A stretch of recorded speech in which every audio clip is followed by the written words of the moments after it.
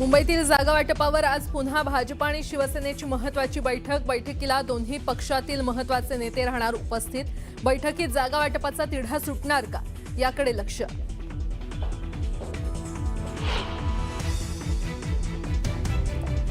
दोन्ही राष्ट्रवादीच्या एकत्रीकरणासाठी पुण्यात खलबतं। रोहित पवार आणि खासदार अमोल कोल्हेंसह अजित पवारांची बैठक। भेटीत फक्त प्राथमिक चर्चा झाली असून बैठकीचा तपशील वरिष्ठांना कळवणार, अमोल कोल्हेंची माहिती।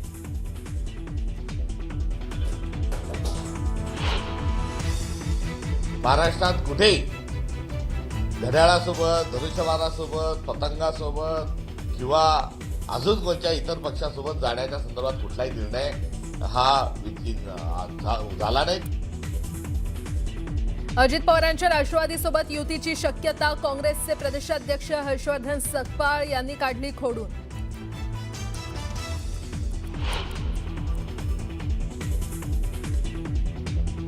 शिंदेंच्या शिवसेनेचा राज ठाकरेंना मोठा दणका। प्रकाश महाजन आज करणार शिवसेनेत जाहीर प्रवेश।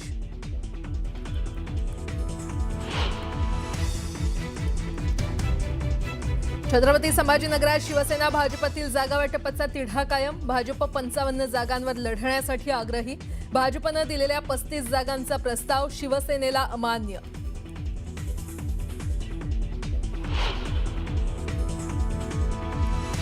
वसई विरारमध्ये महायुतीचा जागा वाटपाचा फॉर्म्युला अखेर ठरला। भाजप 91 तर एकनाथ शिंदे यांची शिवसेना 24 जागा लढवणार। पुढच्या 48 तासात भाजपच्या उमेदवारांची यादी जाहीर होणार।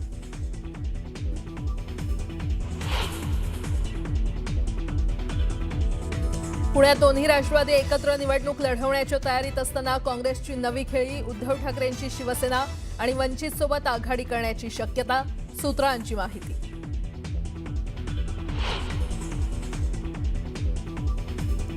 ठाण्यात एकनाथ शिंदेंना धक्का। शिवसेना महिला आघाडी प्रमुख मीनाक्षी शिंदे यांचा राजीनामा। निकटवर्तीय कार्यकर्त्याच्या हकालपट्टीनंतर मीनाक्षी शिंदे होत्या नाराज।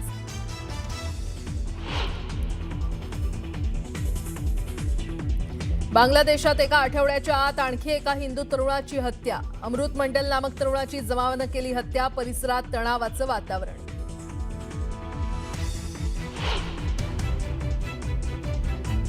आजपासून रेल्वे प्रवास महागला। 500 किलोमीटरपेक्षा अधिकच्या प्रवासाचं तिकीट आता 10 रुपयांनी महागलं।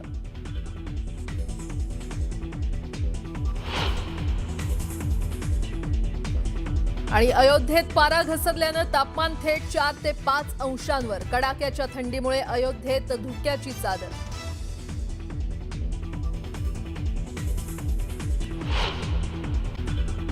मुंबईतील जागा वाटपावर भाजप शिवसेनेची पुन्हा खलबतं पार पडणार आहेत। मुंबईतील जागा वाटपासंदर्भात भाजप आणि शिवसेनेमध्ये आज पुन्हा एकदा चर्चा देखील होणार आहे। वांद्र्यातील रंगशारधाममध्ये दुपारी 3 वाजता या बैठकीचं आयोजन करण्यात आलंय। या बैठकीला भाजप आणि शिवसेनेचे महत्त्वाचे नेते उपस्थित राहणार आहेत। त्यामुळे या बैठकीत जागा वाटपावर अंतिम शिक्कामोर्तब होणार का याकडे सर्वांचं लक्ष लागलंय।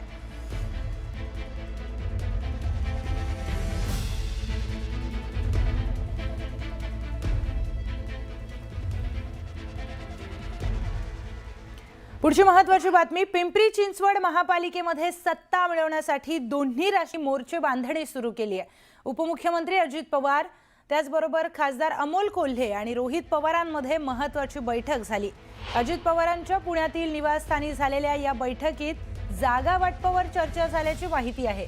तर दोन्ही राष्ट्रवादी एकत्र लढल्यास फायदा होईल असं मत दोन्ही पक्षांच्या नेत्यांकडून व्यक्त करण्यात आलंय।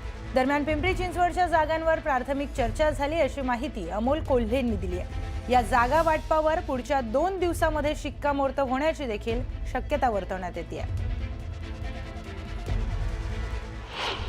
या संदर्भामध्ये ही प्राथमिक चर्चा झालेली आहे।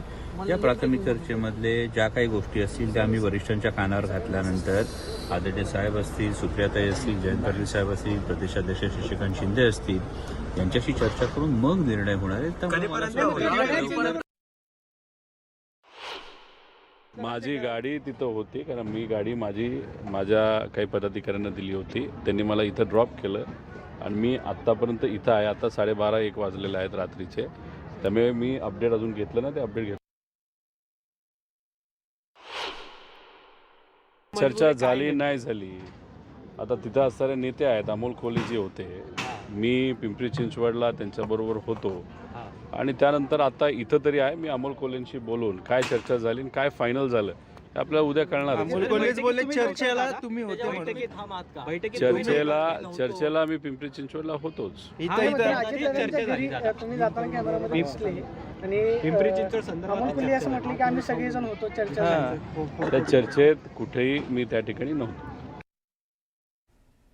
तर कल्याण डोंबिवली पालिका निवडणुकीसाठी भाजप आणि शिवसेनेची युती झाली आहे. KDCM मध्ये दोन्ही पक्षांमध्ये जागांवर तोडगा काढण्यामध्ये यश आलंय. काही जागांवर मैत्रीपूर्ण लढण्यावर एकमत झालंय. कल्याण डोंबिवलीसाठी भाजप सेनेची पहिली यादी आज येणार अशी माहिती सूत्रांकडून कळतेय.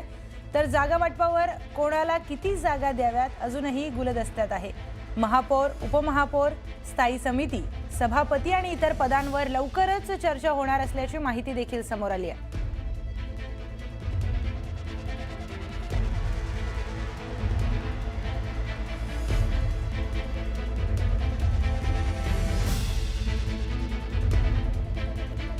तर वसई विरार महानगरपालिका निवडणुकीसाठी भाजप आणि शिवसेनेचं अखेर ठरलंय. महायुती झाली असली तरीही जागा वाटपावरून दोन्ही पक्षांमध्ये रस्सीखेच सुरू होती. मात्र नालासोपाऱ्यामध्ये झालेल्या बैठकीत भाजप 91 तर शिवसेना 24 जागा लढवणार असल्याचं समोर आलंय. पुढच्या 48 तासामध्ये भाजपच्या उमेदवारांची यादी ही जाहीर होणार असल्याची माहिती न्यूज 18 लोकमतला सूत्रांकडून मिळाली आहे.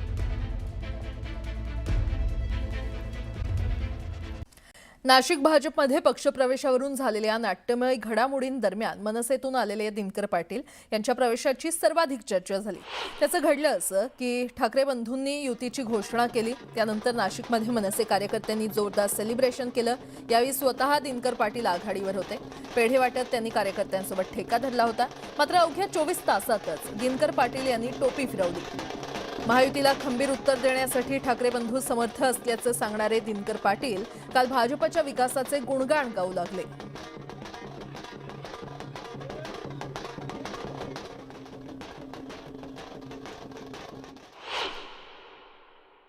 शंभर टक्के आज खरा दिवाळी साजरी झाली महाराष्ट्रामध्ये. आज सोन्याचा दिवस आहे. महाराष्ट्र वाट बघत होता. माननीय राजसाहेब ठाकरे आणि उद्धव साहेब ठाकरे एकत्र आले पाहिजे. कारण महायुती सरकारला जर खंबीरपणे कोणी विरोधक असतील ते दोघे बंधू आहे आणि जनतेला खूप अपेक्षा होती. ती अपेक्षा आज पूर्ण झालेली आहे.